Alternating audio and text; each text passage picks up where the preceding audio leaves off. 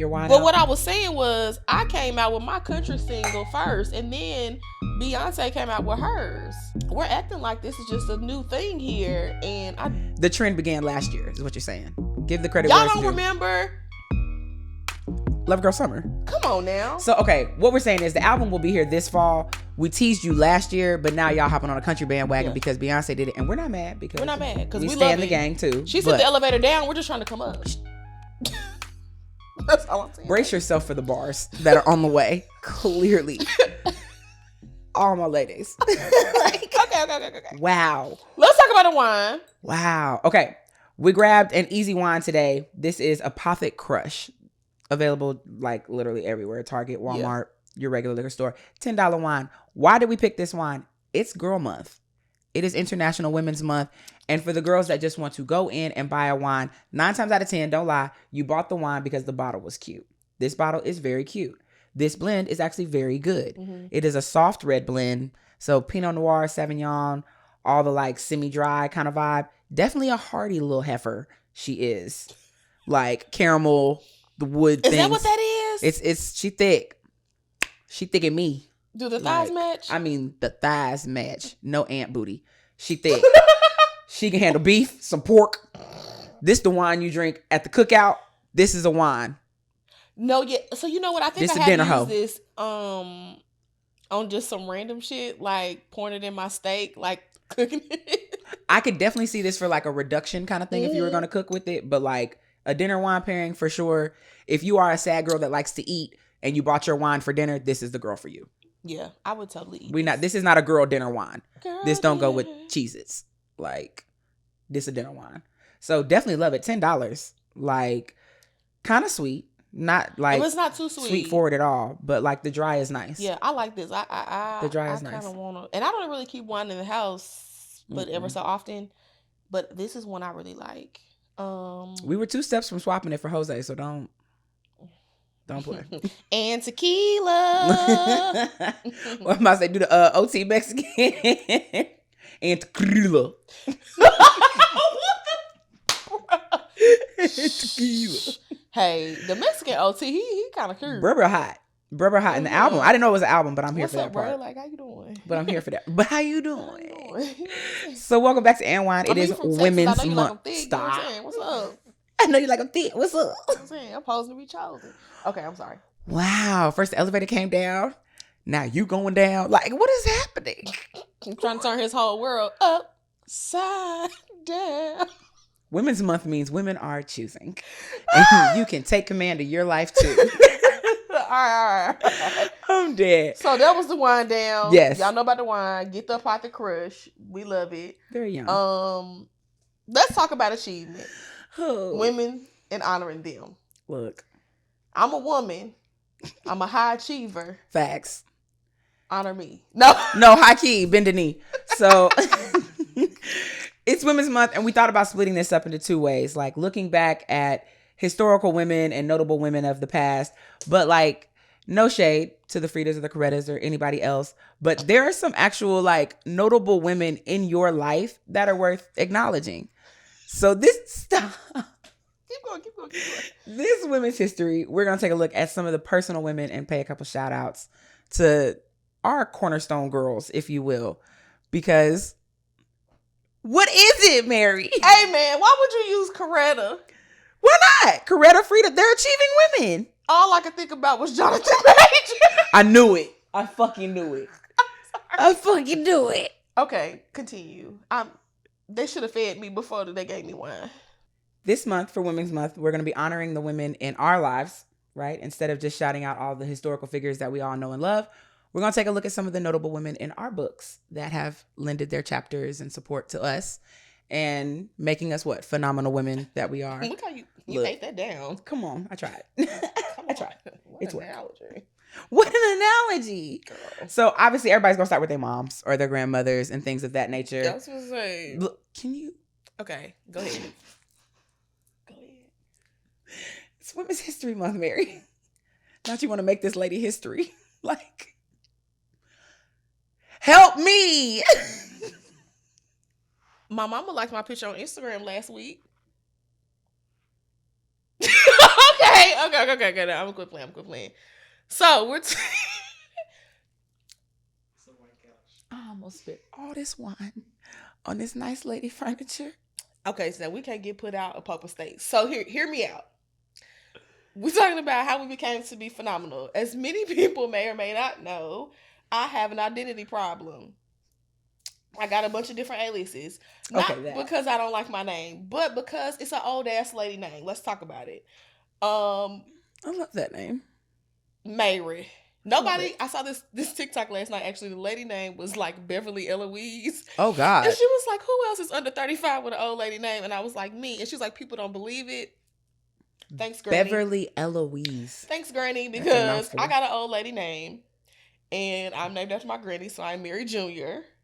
And I'm a phenomenal woman because of her. I act like a 52-year-old lady, and that's cool. But I can bake things from scratch. Facts. I keep baking soda in my refrigerator, in my freezer. You know, I know how to iron, even though it's against my religion. All the things.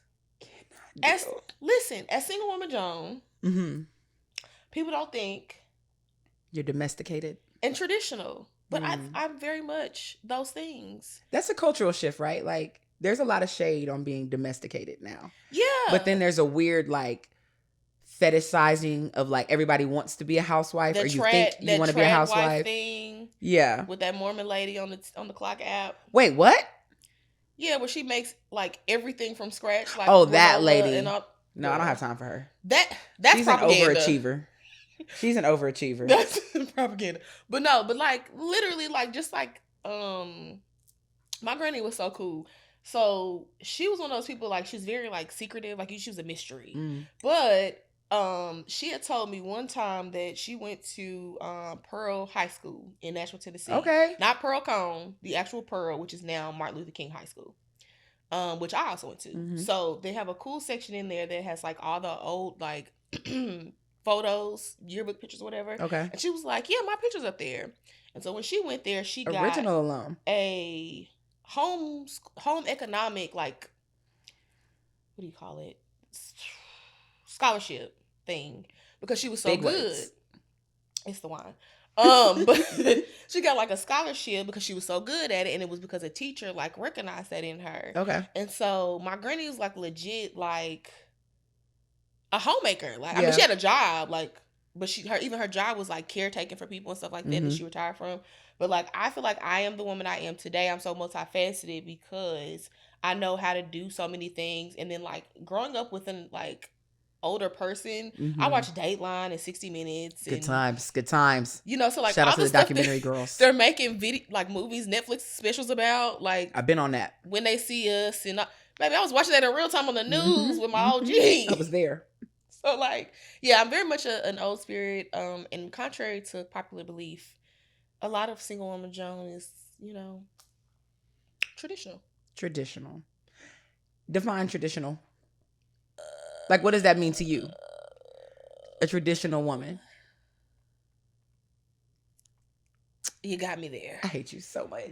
I would say, like, literally, and I wasn't trying to set you up, but like, culturally, right? Like, everybody is obsessed with being a housewife or a stay-at-home mom and all these, like, being very well taken care of. That's what I'm trying to say. Like, aspects of that, the idea of being soft a traditional... Life. No, I don't, because I don't equate that to soft life. Ooh. Soft life, to me, you can have as a single woman. Like, my life... Oh, as you should. Like, my life is pretty soft. And the more money I get, it's going to become... Soft air. Like, you know what I'm saying? Plush. That commercial with them little sheep on it. Like, we're getting... So, any hoodle. Yeah. So, okay. I hate you so much today. Listen, my friend's fence got like ran over, and she didn't notice till yesterday morning. Her fence. And she sent me a picture, and I was like, "Oh, it got mowed down like a blade of grass." And when I say we laughed so hard at 9:30 in the morning, you're so insensitive. I'm just trying to bring joy. I'm just trying to live. And lightheartedness. I'm just trying to live. Oh my God, I love this so much. Like, they're going to call us and winos. No, literally. Drunk ass ladies. Is that what our audience, are you guys winos? Oh, you got a nickname. What's up, winos? Okay, no, maybe not. Continue. Talk about your women in your life. I think for me, we'll go because I just did an interview with Bold Journeys. Awesome. Right? And it was interesting to me because it asked a question about like where kind of was your personality formed and things like that. And I'm very much a granny's baby too. Everyone knows I love my mom. Hey, Jack, baby. But shout out to Maya's mom. She's the coolest. Didn't you have so much fun? She's awesome. Mayree came and hang with the gang. It was great. Yeah. So, but my grandmother, just like yours, very much a homemaker, very much a wonderful woman. But she was also a trailblazer in her own right. And I think being raised in that kind of love and empowerment definitely shaped me. So she was like the first Black bank teller in St. Louis City. Oh, wow. Yeah. So she was very much always on the forefront of things or pushing the envelope, you know, a face of things. Wow. Like I'll try to find this really great picture of her that is like, it was a news article picture, but it's really rewarding to come under that kind of achievement and that responsibility to go way further. So like when I went to college, my brothers didn't go to college really, but she would always be like, where are you going next? You know, or where are you going to travel to, or what's new?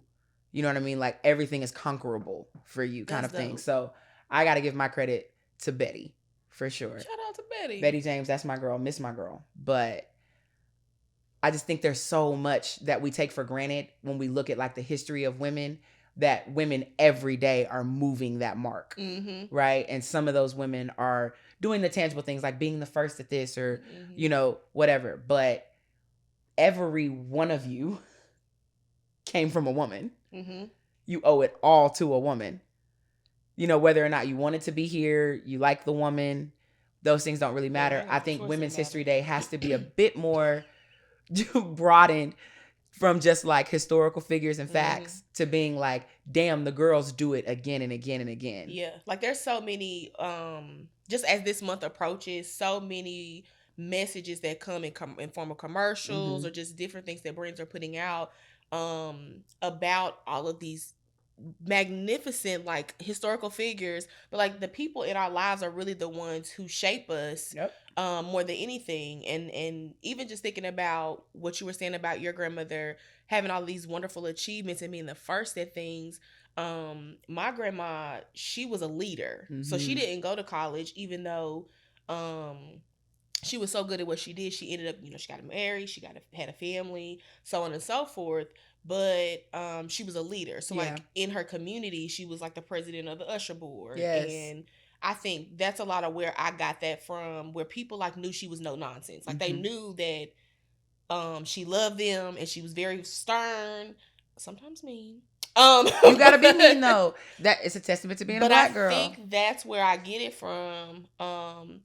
Just like my leadership energy, my courage, and the fact that like people know me as far as business goes. Like I don't take no shit. Like I'm friendly, I'm kind. We're gonna always do good business. It's gonna be, I'm gonna operate in integrity. Yes, but also don't play with me. Play with somebody else. Right. Go play with your kids. So, impacting women, it's twofold. So I think for me as single woman Joan, a lot of people are not always clear on what that is. So I run a brand that is We Are Gold Friends, which is a business etiquette and consulting firm that is all about women empowering you to reach your goals, whether they be professional or entrepreneurial, what have you. But then Single Woman Joan is where this all started. It's all about like impacting women, helping you be the most confident version of yourself in the workplace and world. And so for me, that was important, and all like the common thread of anything I'm involved with is impacting women, amplifying women's voices, is because women have shaped me and not necessarily in the best ways. Wow. And so my idea is that if I can some kind of way connect you with resources or information that can help you as a woman, you know, along your journey where I may not have had that help, then that's what I'd like to do. And so You're bridging the gaps. Bridging the gaps and bridging and filling the gaps. And so I tweeted the other day and was telling somebody a story about how I think it was Zach. But I told somebody the story before about how some of the women that impacted me, I remember not because they were positively impactful, but because they were negatively impactful. Wow. So, but first I want to acknowledge positive. Miss Tree Hearn Harris, my 6th grade teacher. She was like everybody's favorite. We love her. She told me, she said, "When are you going to be famous and you're going to be on Oprah?" And like I see that for you. I love this saying you're going to be on Oprah was such a benchmark. Like that was such a thing. You're going to be on Oprah. And I didn't I was like, what? But I mean, it was a miss. It was part of this like encouraging speech on a rough day. But that always stuck out to me. And so that was like reaffirming as a 6th grader with like a huge personality, but also like what we now know is neurodivergent. But like I used to teach her class. Mm-hmm. If that makes me like I used to teach diagram and sentences. But you used to teach what? Diagram and sentences. That was my jam. Yeah. Oh wow. Okay. But I had a principal in the 2nd through 4th grade. Okay. And I always make this tell this story about how I was the 4th grade class president. And everybody voted for me because obviously I got the Riz. Ain't that what the kids say now? I got the Riz. But I was smart as hell. Yeah. And so I was up against this girl. I can't remember her name. It was an Asian girl. That's all I really remember. But she was well loved. She made great grades, good grades, great personality, very nice. And so I won. And then the principal gave this speech about how you shouldn't vote for people just because they're popular and they're your friends. Oh. And so everybody changed their vote. Except for one person. How did you change your vote? That's not how democracy works. It was a hand raise thing. And then everybody, when she gave her little spiel, everybody but one person put their hand down. And they voted for the other girl. So first of all, I don't like the way she just rewrote democracy. Hating asshole. Can't just revote.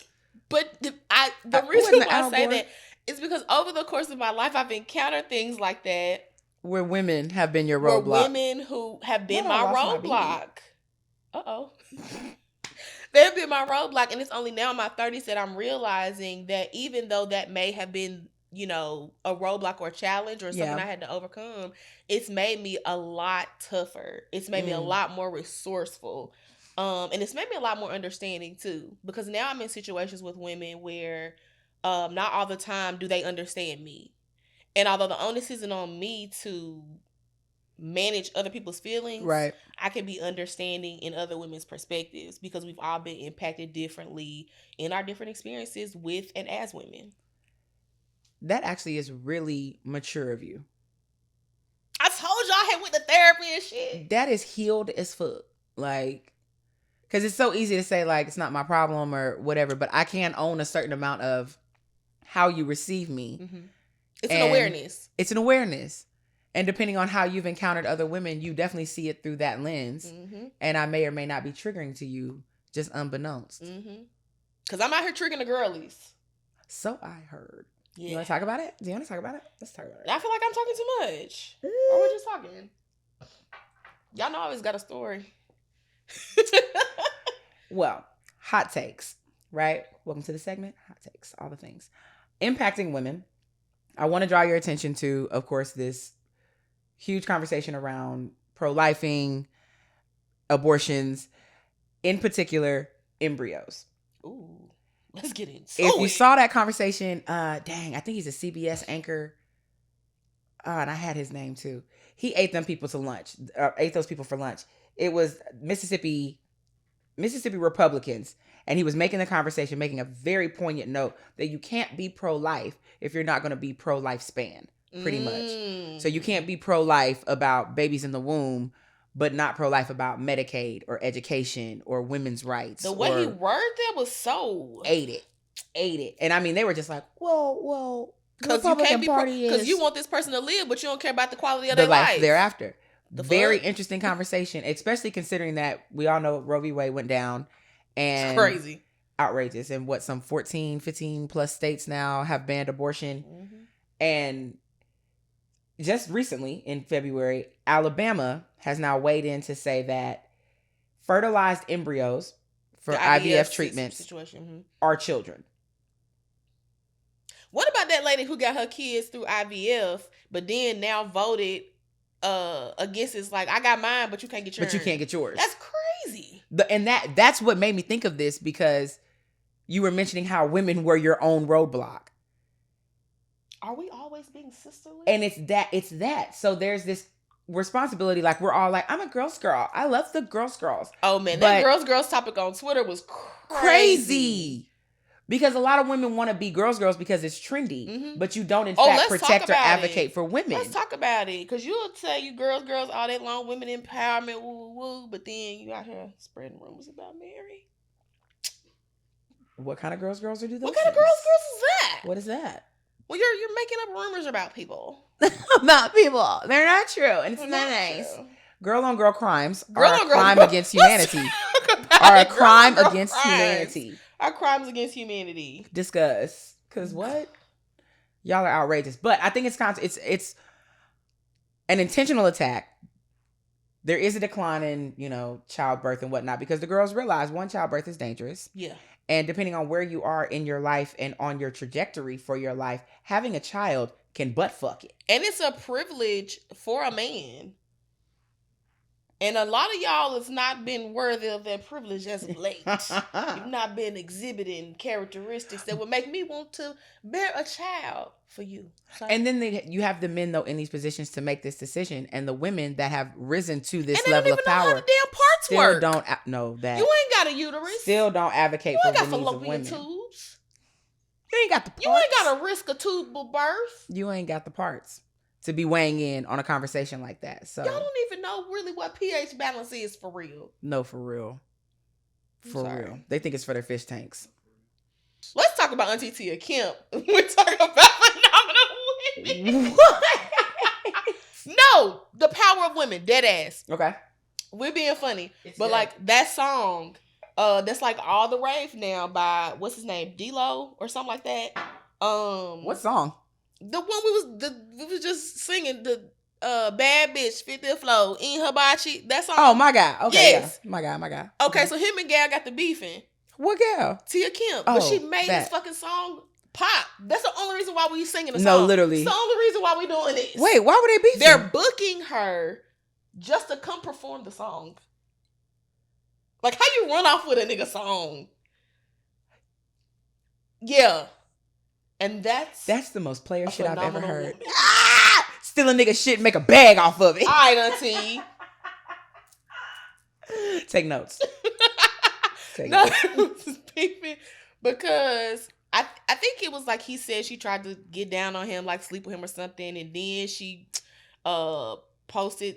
Now I don't agree with the like revenge porn situation. No. She had posted something of him naked on TikTok or whatever. But like, so they do have history? No, it was like somebody sent it to her or some shit like that. Oh, that's mess. Yeah, I didn't get too. I'm enjoying every minute. But it was quite. You know, I'd be up in the middle of the night, just falling down Twitter rabbit holes and TikToks.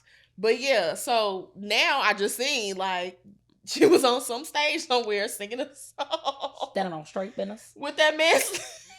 She was hitting that shit. She said, "It's my song." I'm fucking dead.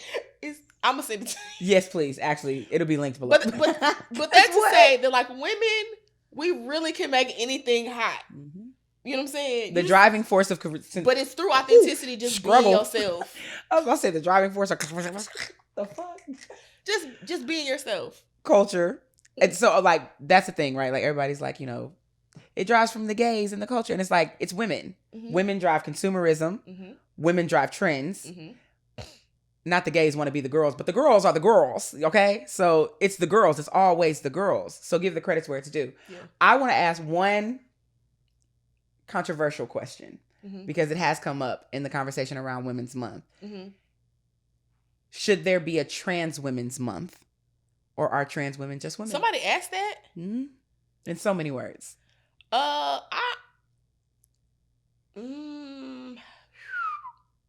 I've never thought about that. Right? And I'm going to tell you why. Because women are women. And I don't want to argue with y'all. Are women. Trans women are women. Why do y'all keep trying to make a lane for this? I mean, do I think that there should be a designation for that achievement of like the rights of trans people and the struggle that trans women have fought for? Maybe there should be that. But to be like, you don't get Women's Month. you get this much. Like that's fucked up. I feel like y'all women, and anybody it's your month too, wild enough to want to join this struggle. Nah, for real.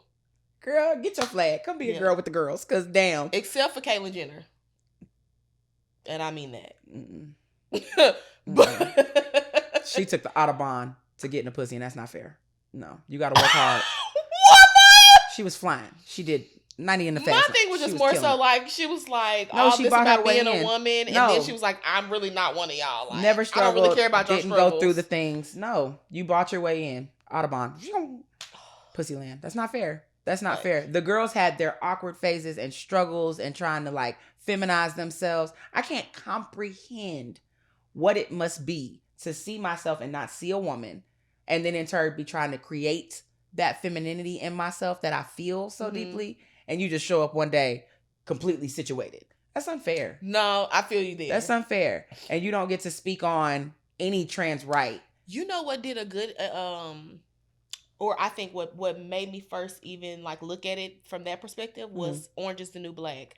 My first like real job out of college, I binge watched Orange is the New Black first like 2 seasons, I think. And I'll start that over. Because I used to work in a drive-thru. I used to work in a drive-thru at the bank. What doesn't she do? What hasn't she done? Who is she really? This was like the third bank I worked for too. But anyway, third bank. Okay. I used to be. She's robbing them. Ask me about the ATMs. No, but no, I used to sit. The drive-thru was detached, so I used to sit there by myself a lot for like 8 hours a day. Oh, it was one of those. So I'm watching Netflix, and so they had an episode where Laverne Cox's character, you know, she was a trans woman in jail, and it was an episode about like kind of her transition where she would like reflect on her. Like everybody had an origin story episode, and hers I think was really impactful in that way. Very of poignant. Making me like understand kind of all aspects. And then I was like 22, 23, right? So. You know, you dumb back then. Most of us are not that evolved. No. So I feel like that helped me kind of understand. And that's why I've arrived, I think, at this day as a woman, biologically, I still say, well, if you say you a woman, trans or not, you a woman. And as long as you down with our causes and you fighting our fight, cool. Be a woman. I disagree, though, with the people that, like, will say it's the lesser sex or it's the easier sex. So men want to be women because it's a pass or, you know, it's a simpler... There is nothing easy about being a woman. Baby, listen. You struggle hand over foot. Have you had a cramp in your ass before? Man, that shit will... Oh. Y'all see that TikTok where it's like something where you just randomly die and they be like... Yes. That is exactly what that shit is like. You don't... Who would sign up to be a woman? Man. You know what I mean? If anything, we're all trying to be a white man. There is no privilege like a white man. Call me Bob. Look... Like, I want to be George, though. I just think George is such a poignant name. Hello, George. I think I want to be George. I want to be like a... No, I need a douchey white boy named, like, Conrad. Sorry, Conrad's out there. Oliver. No. Camp. Oh, you're one of those. Jet. And that was personal. Somebody just unsubscribed. Damn. Another one bites the dust.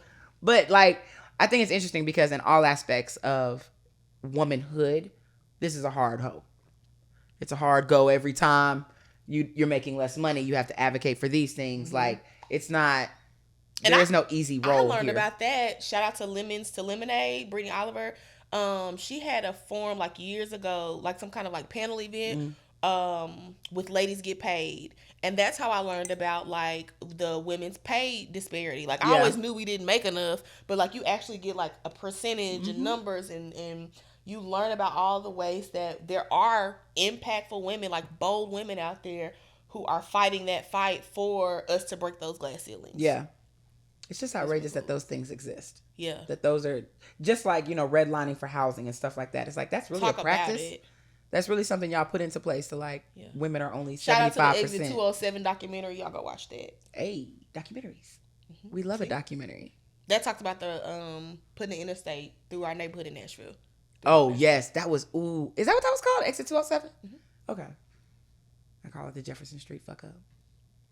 Like, geez, that just, what a cluster. Shout out to Jefferson Street. Matter of fact, man, my granny in Jefferson Street Missionary Baptist Church raised me. Now, what a good time. Uh-oh. Don't hate me if y'all see the rest of the episodes of this podcast and don't want to claim me, but no. That was one thing I tell people is that speaking of her impact is that like even my parents were young. Okay. So even when I lived with my parents together, she would arrange for someone off the usher board or out the choir, somebody she knew that lived close by to come pick me up to make sure I made the church. Oh, okay. Or make sure my parents dropped me off and I was with her for the rest of the day. Okay. So that's like a lot of where my faith and things come into play, like it's because is church still a safe space for you, or do you carry that? Listen, millennial church at hurt? Couchside Baptist every Monday. You thought I was gonna say Sunday? Every Monday. No. So I don't always catch it on Sunday. A lot of times I'm working. But I typically have to start my week off with the word. So if it's not Sunday, I catch it Monday. But I'm very intentional. I have a journal that I sit and I take notes. So I literally plan to be undisturbed for this time that I'm watching it. Nice. Yeah. That is a cornerstone. Yeah, like that's something that Mayree. And I've been like that since I was in college. My friends would know, like between the hours of 11 and 1, Mary's unavailable on Sunday because she's watching church. Starting it off. I love that. I love that. Yeah. Again, so on that note too, though, the playlist that accompanies this episode, in response to last month's "Leave Him, Sis," because you do things are holding you back. You need to peel off and release a lot of things. Leave it, them, the place, she, whoever, everything, the space, the person, whatever. This go around the playlist is to heal you. So my favorite thing about being a woman is the divine assignment to heal, to create, to bring to fruition, to manifest. And a lot of times I think we waste the best parts of being a woman, not on men, but on other people in general. This deed that to just like so happen to help. A lot of times be men. Yeah. But why is it men? Because men need to be nurtured. And it's not a waste as much as if you would heal yourself. Right. If it was ever reciprocated, yes, it's viable. But you owe yourself to heal yourself first. Facts. Is what it is. That's all single woman Joan is, y'all. When y'all be out here saying that she be taking y'all boyfriends. She be pussy popping on a handstand. That never happened. And that's never happened. It never happened. And all it is that I just want you to heal yourself first, so that when you go out into the world, not only are you like wonderful for yourself, but like you're not throwing up your bad energy on other people. Yeah, specifically other man, woman, romantic partner, homegirl. I hate you. Whatever, guys. I just want you you have to heal. Just heal. So I love it so much. So that you're not like going out and like and all over people. That is gold. I mean, I had to do that for myself. Like if you met me, I don't know, 2013, I might not have been the most well-rounded individual. You know, I might have been a little myself. But I feel like this is what healing gets you. This is the one. What I tell you on the last episode, have some RNCs with yourself. Get in tune with your star player. It's real nigga combos. Yeah. All the non-real niggas that don't know. Yeah. But. And everybody ain't a real nigga. Look, and we find out daily. Mm-hmm. But shout out to the real bitches, because they're making a comeback. You can't say bitches in International Women's Month.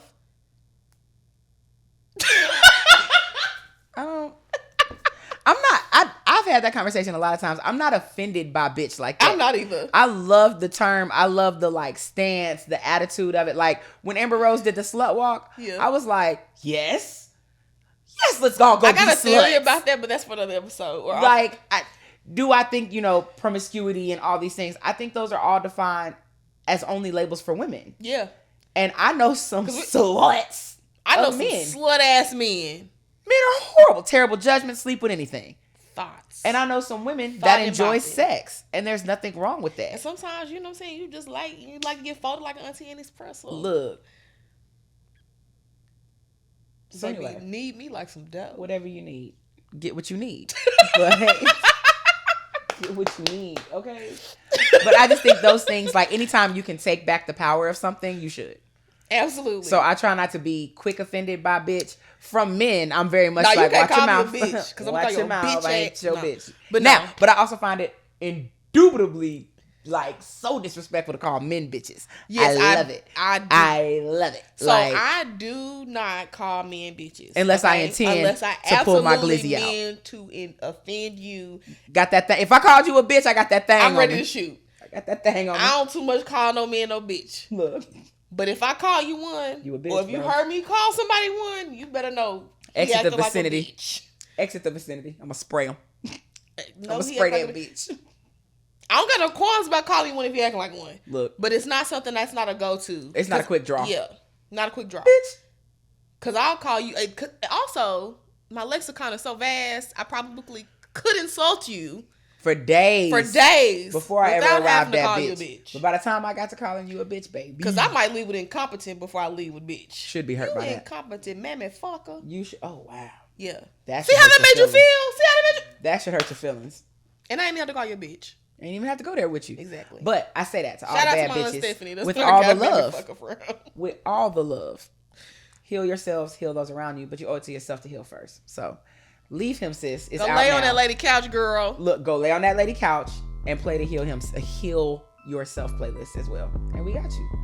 We're gonna keep drinking this wine, and actually we're gonna cut this off because we both a little fucked up. But we're gonna finish this, and y'all have a good rest of your day. And why?